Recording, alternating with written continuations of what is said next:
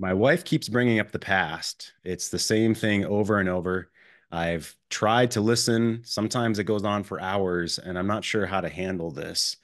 That's what we're going to talk about here today on the Sino Show with myself, Jeff Allen, and Miss Cynthia Kruse. And here we teach men how to love and lead with mojo like a king, like the king of your life, seeing yourself as the protagonist of your story. Because she wants safety and inspiration and sexual leadership, and you want to avoid mistakes.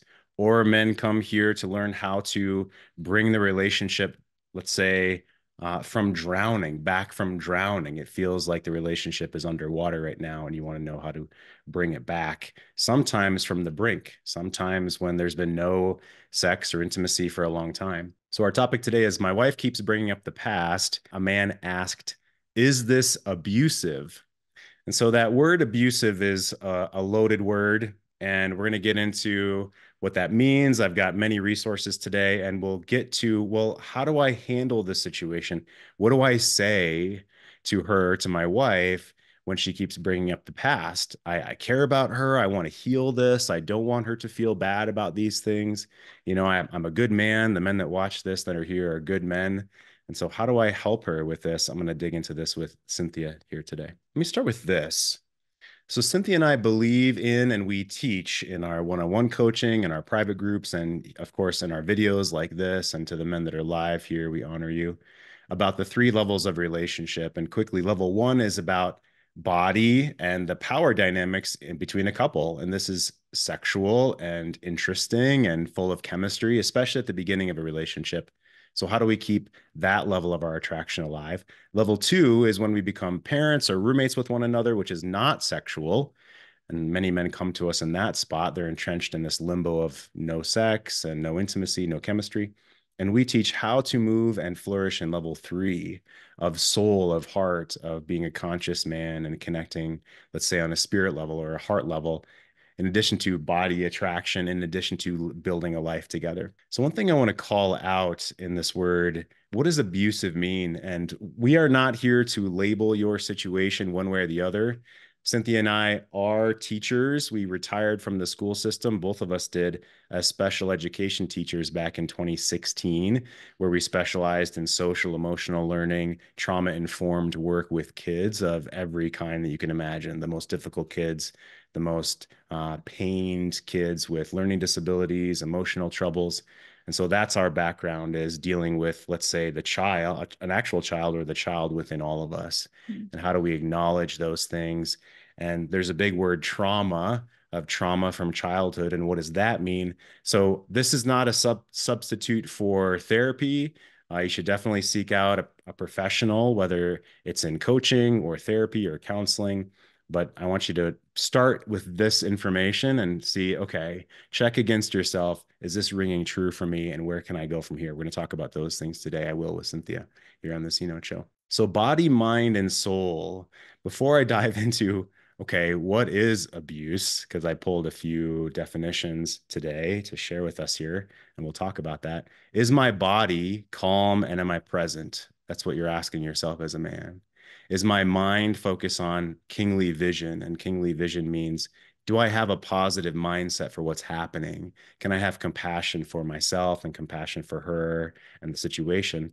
And soul is, why am I choosing to have compassion? Why am I choosing to be this man? So I pulled these screenshots off of the hotline.org, which is a resource around domestic violence. And I searched, what is emotional abuse? And here's the definition from their website. Emotional abuse includes non-physical behaviors that are meant to control, isolate, and frighten you. This may present in romantic relationships as threats, insults, constant monitoring, excessive jealousy, manipulation, humiliation, intimidation, dismissiveness, among others. Sometimes emotional abuse is more obvious, like a partner yelling at you or calling you names. Other times it can be more subtle, like your partner acting jealous of your friends or not wanting you to hang out with someone of another gender. While these emotionally abusive behaviors do not leave physical marks, they do hurt, disempower, and traumatize the partner who is experiencing the abuse. So again, a man said, if a woman keeps bringing up the past, is that abuse to me? Mm. And if I don't know how to handle this with her, is this abuse towards her? It seems like, you could open any kind of social media and see the word abuse and label your partner that. So we're going to talk a bit about that. So there's 4 quotes here, 2 of which I agree with, 2 of which I don't really agree with. And I want to chat with Cynthia before we move on. So these are apparently examples of potentially emotional abuse. I don't want you going out with them. I trust you. I just don't trust them. So I don't see anything wrong with that statement. I want to talk about that here in a minute. I don't want you going out with them. I trust you. I just don't trust them. I literally said this to my 20-year-old son the other day. Another one. You know, you can't get anyone better than me. You're lucky to be with me. Okay. Yeah, that's a shaming statement, right? Kind of gaslighting statement. The next one. Are you sure you want to eat that? I'm just attracted to someone who takes care of themselves. Okay. So definitely not the best way to say that one. And then here's one that's just the most egregious. You're so dumb. I knew this would be over your head. Do any of these sentences sound familiar? If so, you might be in an emotionally abusive situation, a relationship. So let's talk about the first one there briefly. I don't want you going out with them. I trust you. I just don't trust them. Many men that come to us, they're in a separated situation. She says, I love you, but I'm not in love with you, maybe. She's wanting to find herself. She's unsure about her identity. Maybe it's after 2 or 3 kids, and most of the kids are in school now. And so who am I? She might be saying. And, men, we have this question of purpose and ongoing as well. But if she's starting to go out into situations that are potentially risky or around, I don't know, alcohol and a bunch of single men who are going to push. And so this concerns us as most men, right? And then the man is often shamed for being controlling and jealous and being irrational and all this when there's unending stories of exactly that situation leading to to infidelity. So talk with us a little bit about this. And I don't want to get too much in the weeds because we have a lot to get through today, but I don't want you going out with them. I trust you. I just don't trust them. So let's do two quick things. How about one, the relationship is going well, and she says, hey, I'm going to go out and go downtown and we're going to drink and I'm going to be with my girlfriends and it's going to be in this kind of sketch area of town, let's say, or just bar hopping with girlfriends. Let's say the relationship is going well or the relationship is not going well. How might the woman respond in each of those situations, and why might she have that kind of response based off of how well the relationship is going? Yeah, the relationship going well. So there is something very innate in women that really enjoys being protected and thought of by a partner that she really wants to be with. And so that can actually feel quite honoring to her feminine, that you have the warrior's eye out around her, wanting to keep her safe. It doesn't mean that she necessarily will be like, oh yes, that makes perfect sense, but there may be a greater communication about that, or even more of an archetypal conversation about, wanting to keep someone safe, and how that she gets to feel knowing that that's coming from your heart and your vision and your wisdom. And when things are not going well, there's a really big pushback and from her often. And I also want to say she is an adult, and so if she's going to make a really poor decision, that's her poor decision to make. And this kind of pushing into situations that are not great for her, that really speaks to me of a woman who never really got to mature that maybe more teenager part of herself. And so, one, we could look at it, she has to learn through experience. Two, she is her own adult, and if she's going to make a decision that harms, she has to bear the consequences of that. And three, we could say even her annoyance and not wanting to agree with what you say is more of an immature part that actually might need more guidance and direction, if it's appropriate to the situation. Sure. So a lot there. Let's break it into the first one. You said that if the relationship is going well, you might talk about that in an archetypal way. How do you mean? Almost being like, hey, as like the warrior in your life, the man who really wants to keep you safe. There's part of me that really has my wanting to protect you with my armor. And in this situation, I'm feeling like the battle cry. It's heightening my senses that something may not be safe for you or good for you. Sure. And if the relationship is going well, why might she like that? Because it can make her feel very cared for and seen, and that the masculine is willing to, lay down his strength and his vigor for her. And she may not have experienced that in other relationships in her life. Sure. And then to your point, she's an adult. And so if she's going to make a decision to go out, that she needs to be responsible for the consequences, is what you said. And I can hear men like, yeah, sure, but the consequences can be catastrophic for the relationship and the family. That's what our fear says. So let's go into, if the relationship isn't going well, why is it that she'll push more? Why is it that her response is going to be different if she feels the relationship isn't going well and he shows concerns about her going out with friends that he doesn't trust? What's propelling her to go out is she's trying to have a piece of her that feels empty or hungry for something, that's wanting attention, that's wanting to push down uncomfortable feelings that she's having in the relationship. She's kind of wanting to be sourced through other energy, or kind of numb out the unhappiness and feel something else.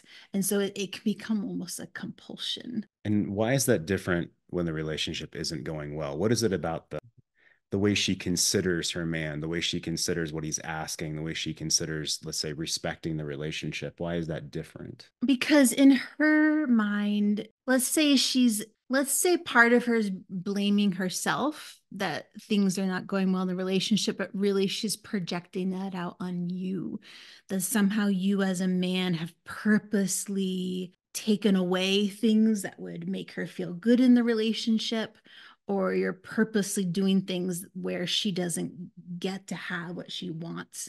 And so it is a almost you're taking away from me, so I'm going to go get my needs met elsewhere. Yeah. Okay. Thank you. So there's a lot there. Gentlemen that are here live, if you have questions, please raise your hand in Zoom or punch questions into the chat. Yeah. I think right now my wife would see that as controlling. Yeah. Say a little bit more about that. So again, if the relationship isn't going well, she's trying to source pieces of her pie, as you've said, outside of the relationship in some way. Maybe that's hopefully that's not infidelity, right? That's what we're thinking as a guy. And sure, she's an adult, and yeah, she can go out until 3 in the morning and not let me know where she is, and doesn't care that I worry about her. And she's going out with like single friends who I know are trying to like do stuff that's unsavory, and she's going to be around single men that are, there's alcohol, right? This is where our mind goes. And so when we show concern and then we get shamed for that concern, this is when we kind of go into a downward spiral as a man. Well, like, is she right? Am I being Yeah. controlling? Because every man here wants to be a good man, and we love her, and so we're believing what she's saying. And there's again infinite stories where then shit hit the fan there quickly thereafter. So what is it when she pushes back and says that she's controlling? Let me say this another way. Why is that a go-to for a woman? Why does that work? Who does it work with? What kind of man does that work with versus a man where that doesn't work? Well, it feels like there's two sides to that. One, we could say that logic and rationale for a woman blanketly can feel like control to her, being controlled. I would also say that women can be expertly attuned to the finer nuance in relationship exchange. And so if she has found that bringing up something like control, or even the word abuse, and can see that the masculine in you automatically feels like it needs to recoil, she's going to get kind of a power uplift from that. And again, it feels like this teenager still inside of her getting to rebel or get away with something. And that can be a high for her. that can make the part of her that's always felt constricted feel free. It can also make her feel like she has power over.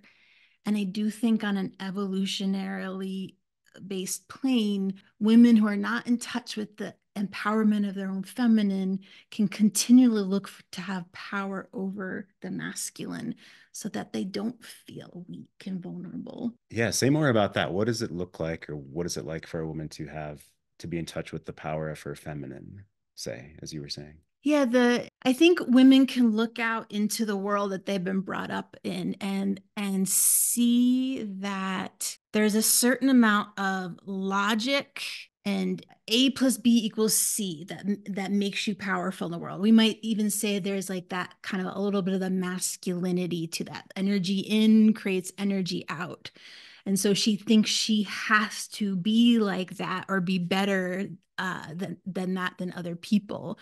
Whereas her energy is more of a can she take the world in and make sense of it and then inspire outward with what she's feeling, thinking, and synthesizing in her own being. What would that look like for a woman who's doing her own work around her empowering and her femininity? uh, that would look like a woman who is very aware of her own emotions, how things make her feel. And even in this situation, she might feel like, oh man, this really sucks that I can't go out with these friends and the man in my life is asking for something different.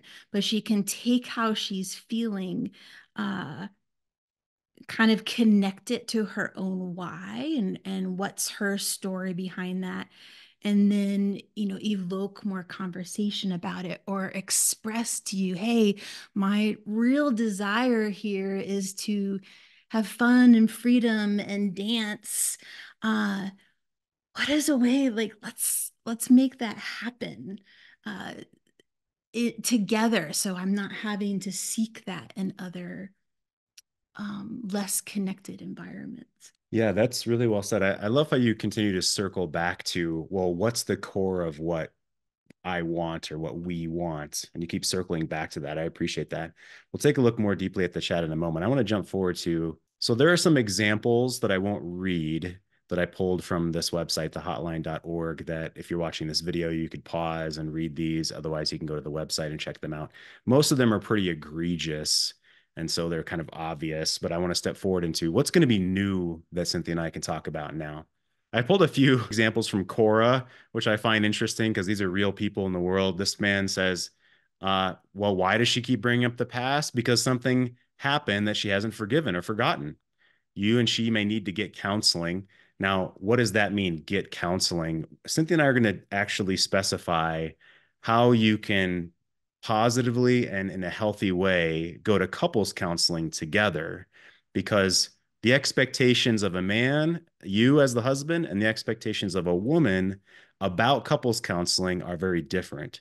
So look forward to a future training, future video on that. We'll do a teaching on that. He goes on, if you haven't done anything particularly bad and she can't let go of little things, then eventually this will sour the relationship. If you did do something very bad, like cheated, then she may never be able to forgive you. Okay, right? We're going to talk about today how to handle more of the little things. I'm going to teach you that by the end of this call. Another man, because she's still pissed off about it. You never settled whatever the hell that she says finally let drop. So it's never settled right now. The next time she brings it up, stop whatever you're doing and deal with that problem right there and then. He says, I just think it's funny how you go bowling on our anniversary night with Bill and John.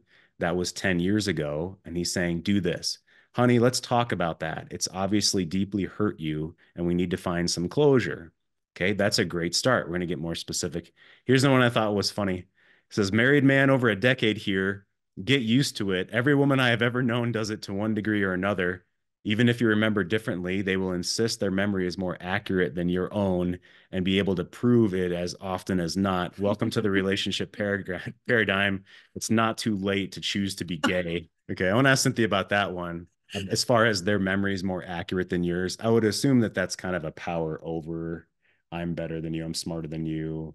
I feel more safe because my memory is more accurate than yours. Is that what you would say about that one? at a surface level, but I mean, this goes back to the concept that, we each wear our own glasses of reality. And uh, is her woman's brain going to remember details differently or retain details in a different way than yours? Yes. And then she's not going to, there's different situations where she would not have the photographic memory that you, as more the hunter brain, might have. So I think there is an element of her truth, but then if she uses that to manipulate, she can do that. If she uses that to shame, she can do that. And I think there's also a cultural story that you can see of women being like, oh, like men just don't remember, or they don't see the details, or they look in the refrigerator and the pickle jar is right there and they don't see it. And I think women can get really stuck on the collaboration of aren't we better at this? Yeah. So how are we being fueled? Where's that energy coming from? There's lots of ingredients in the soup, right? Okay, let's step forward. Here's one more. This man says, this is very different than what others may say, but it's true. We've collectively become way too tolerant of abuse, he says. She's choosing to abuse you. Now, I think a lot of this is unconscious. I think comes from childhood, family systems, patterns. Cynthia and I have taught about that in the past. We will teach more about that in the future. I like to think that everyone's doing the best that they can with what they have. Obviously, it's painful in the moment, but I believe this comes from just doing the best that we can with what we've learned. So let's keep going. You're not responsible for how anyone feels, which is true, but we can influence how people feel, and that's a bit of a different subject. No one has the right to punish you for how they feel, certainly.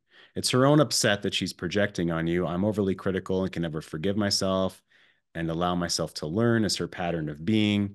So these are guesses, right? Let's keep going down. She could change, and if so, that's great. Important thing is you love yourself first. I recommend inquiring within if you've had any trauma growing up. Yeah, and I'll stop there. It's exactly whatever the word trauma means to you. So, quick story. My father was born in 1943 outside of Savannah, Georgia, in the country outside of Savannah, Georgia. Very poor upbringing. His father passed away when my dad was 20, and the only income source for the family. And my dad had to actually come back from the military, his story is, and work for the whole family. And he kept his younger brother in school so he could finish high school. So my dad came from a very poor background. And when I was a kid, my dad didn't really emotionally connect with me. It was kind of like you get your ass belted, basically. And nowadays, that sounds like absolutely horrible. My dad was an amazing man, would give you the back, his shirt off of his back. He and I connected a lot more as I grew older, and I made sure to connect with him. But there's some stuff there, right? There's some generational stuff there from him. There's some like, yeah, it wasn't great to belted when I was a kid. And I'm not holding that as a torch for anything, but it's the understanding of that. It's the processing of that. It's the, let's say, anger I had in the past that would come out that was uncalibrated that I had to work on. Like, where does that come from? Why do I react that way? Why do I have an exacerbated reaction? And it's not my dad's fault per se, but it's generational stuff. And we all need to look at our own generational stuff, the good, the bad, the ugly. Yeah. So let's take a step forward here. Well, how can we as a man in a healthy way respond in a calm, considerate, clear way if and when our woman is upset or challenging us or bringing up the past or calling us controlling? How do we handle this in a healthy way as a man? And this is what Cynthia and I teach in our coaching. So let's get into some of the beginning teachings of this. So, masculine frame, you realize that you are the protagonist within your own personal vision. You see yourself as the protagonist of your story. You're not a side character there just to serve everyone else, not just there to serve your wife or your kids necessarily, but you have to be the hero of your own story first.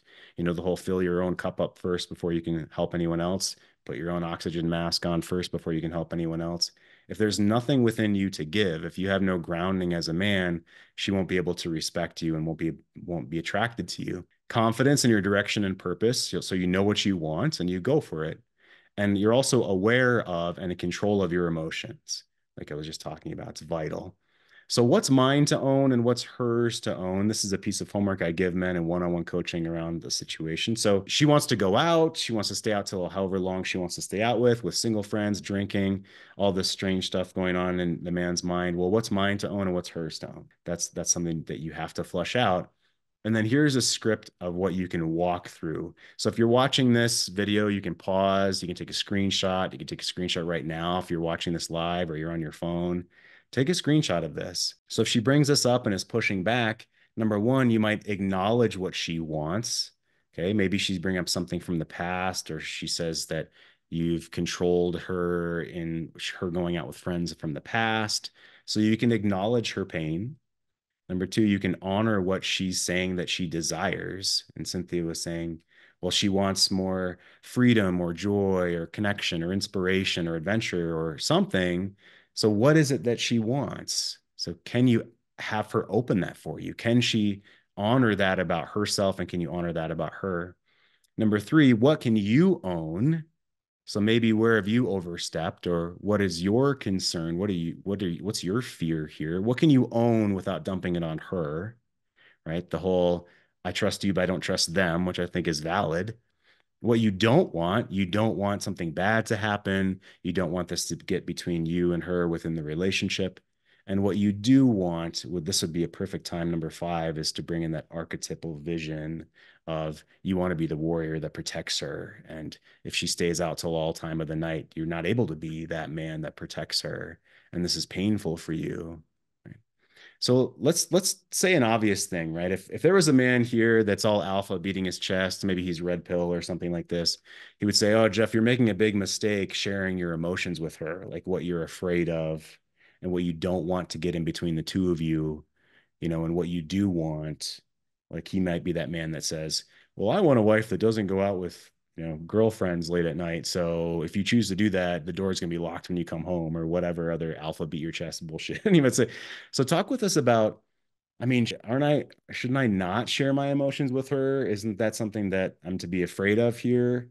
And especially if things aren't going well, isn't she going to use that against me?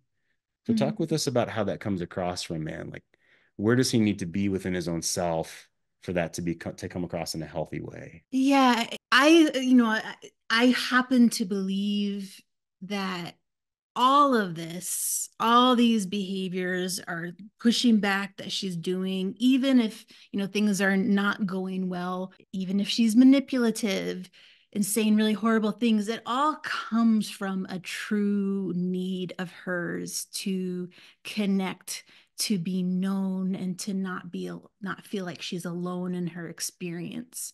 So when the masculine can come to a woman with the, you know, solidity of who he is, what he wants and what he doesn't want, and he's willing to open the door to her to feel connected with, uh, there really is a great possibility for those external behaviors, that pushing back, to be pulled and siphoned back in, because really that's the main drive. If she feels like all these behaviors and habits of her, she's getting an extra energetic boost because it makes you feel horrible, or you get pushed over, or she can make fun of what you're wanting, that defeats the purpose.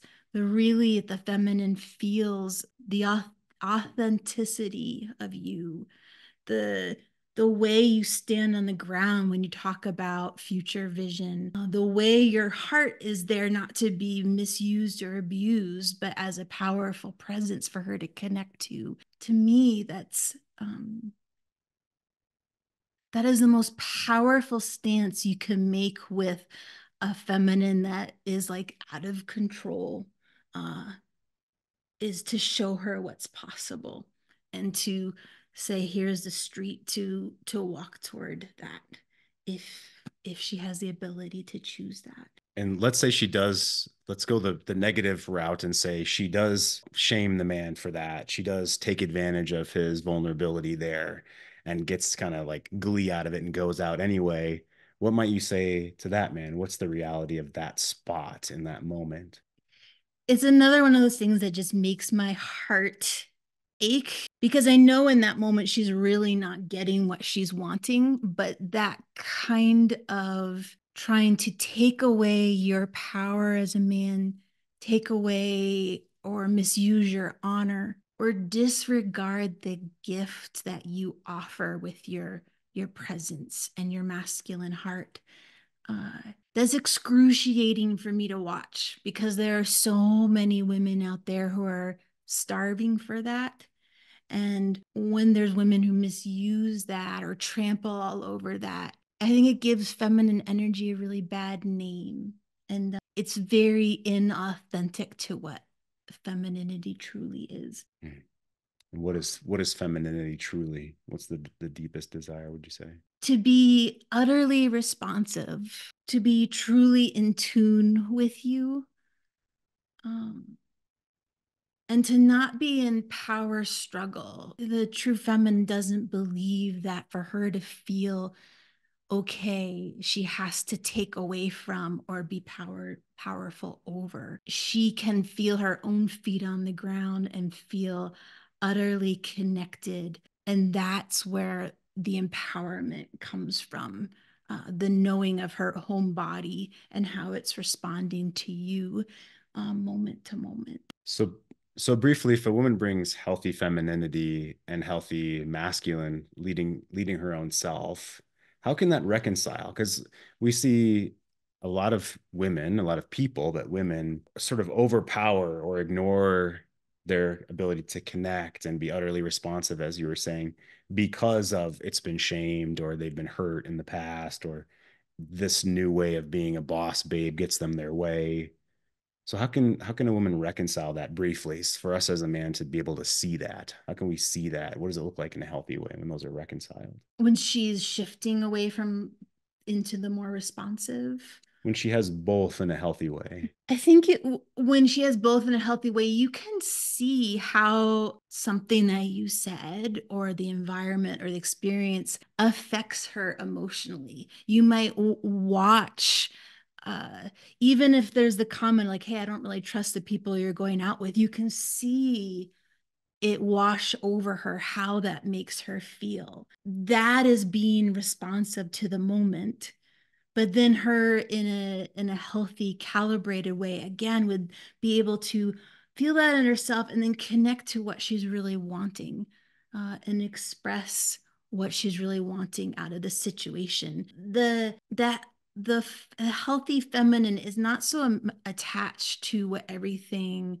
looks like as in what it feels like, and is more driven by the environment feeling than the exact details of I'm going to go out with Kate and George and we're going to stay out until midnight. Well, and I think a man that does this work would also love for her to like respect what he's saying, to talk about the level three of the relationship, why this is important to her, and also what about the relationship is important to her, to actually show that she gives a shit about what he's saying, basically, I think. Right? Yeah. Yeah. Yeah. Good. Let's take a step forward and then we'll take a look at the chat here. Yeah, we've got about 5 more minutes on this particular call. So again, we'd love your questions if you have them. So a man says, wife does all of them on a regular basis since day one, including the ouch one. Are you there? Are you able to come in? What's the ouch one? Yeah, can you unmute yourself and come in? The ouch one is the I'm smarter than you one that you guys both mentioned right at the end of that, where Sure. you don't know I'm smarter than you, and that's she does all of those. So, and I'm not. I mean, we're in a good place right now, but I mean, I'm just trying to be truthful about. Yeah, that's so what's helped you come to a good place right now? And what have you done or how have you helped the situation? Well, just your guys' help has helped a lot. You know, she's still says things, and I just kind of smile. I mean, I'm hoping that bucket is not getting filled up again. But she'll say things, and I'll just go, okay, yeah, I understand that. I see what you're saying. And then move on. And a couple times I've said, what do you mean by that? And let her explain it better. Where I understand where you're coming from, and just if you could, maybe rephrase that to help me understand it better. But she's told me she's been. I mean, just a couple of weeks ago. I mean, she's screaming at me and yelling, and I'm trying to tell her, please don't yell. What did she say? I've ruined her life. And I'm like, oh, okay. Well, and I just didn't react. I was like, all right, sorry about that. So, I asked her later, I said, what did you mean by that? Is there something, that you want to talk about? And she said she was just being mean, and that she didn't mean it. She's had a wonderful life, and she just has trouble with our relationship. But, our kids, our life, it's pretty good. So, but Yeah. just through you guys listening to the two of you and the round table has helped me a lot. Yeah, awesome. I appreciate that you're here. It sounds like you being clear of who you are, what you want, not being reactionary yourself, and kind of maybe taking space from her and not really engaging with her too much when she's in that mode. Because you don't want to give her too much attention when she's in this kind of same habitual spiraling, it sounds like. And then coming Exactly. back and connecting with her later and being on a different page later on. Those have been huge keys for you, it seems like. Yeah, and she's been more open um, for intimacy, and I can see, that in her eyes, So, but yeah, I mean, I've been. She's said all of those things, controlling. I mean, I think I was telling you guys on one of these calls that just recently, I since last May, I've tried to get back to who I am, and um, friends asking me to have a beer with them, and these are married guys. They just enjoy breweries, and I'm not a big drinker, but I'll have a beer here and there. And then, in the past, she wouldn't let me, or she would criticize and complain about going hunting or fishing or shooting with friends. And then what Cynthia said was, I'm just trying to relate that because there was a time where I had a really good friend who um, I connected with, and I'm too busy with at that time. Kids were getting older, and I had some time that I could go hang out with a friend, And she just put him down constantly, not in front of him, but in front of the kids or me. And I was like, first of all, their daughter is friends with our daughter, so why are you letting our daughter hang out with their daughter? And that's a big fight right there. And then um, another one is, well, you hang out with this friend, and this is what she's like. She doesn't like them. She didn't like the mirror put back in front of her face, and end up a couple years later, she actually sat down with her friend, who's no longer a friend, another friend who a friend she's not a friend with. Their son threatened to kill on Facebook my son and this other person's son. Um, and back then, nobody was doing anything about those threats, and so they confronted that person. I'm like, yeah, and this is the friend that her son. This is what her family's like, and they have a lot of money and everything. And I'm like, and my friend, he did service in the military. He's got a wife and four daughters, and I've never heard him swear ever, even when it's just us guys, you know. And she's criticizing me for hanging out with him, and her friend. I mean, my wife and I don't drink, or my wife never doesn't drink either. But her friend and their extended friends, that's what they do every Friday and Saturday night. Drink and get drunk. I mean, my son's been there. We've been there. I'm like, you're complaining and criticizing my friends. So I mean, that's just an example. But yeah, my wife's done all of those. Yeah. So if I jump in, it sounds like these kind of habits have been going on, as you've said, for a long time. And a lot of them start in childhood, what we see from our parents. Yes. And right. Yeah, Yes. exactly. And so you're becoming aware of them now. It sounds like your wife's becoming aware of them now through a lot of work, through your Yeah. intention, through your modeling. Yeah. Yeah. I think I've been aware of them. She's acknowledged them. So she's been aware that that's a possibility. But yeah, she said those things, and she said what Cynthia said, it comes from a place of insecurity. Mm. She's like, I'm not as confident as I might make myself out to be. And I'm like, well, then why are you doing that? And, it comes from insecurity. And I see that, and I don't know if it was you guys or somebody I was listening to, or they said, basically you're married to a 13-year-old, so you gotta, they didn't mean that in a bad way. They were just saying, you're both 13. And when you realize that you need to treat each other with soft gloves, you know, it makes it a little easier. Yeah, and I hear what you're saying. I'm going to press pause on you for sake of time. Thanks, buddy.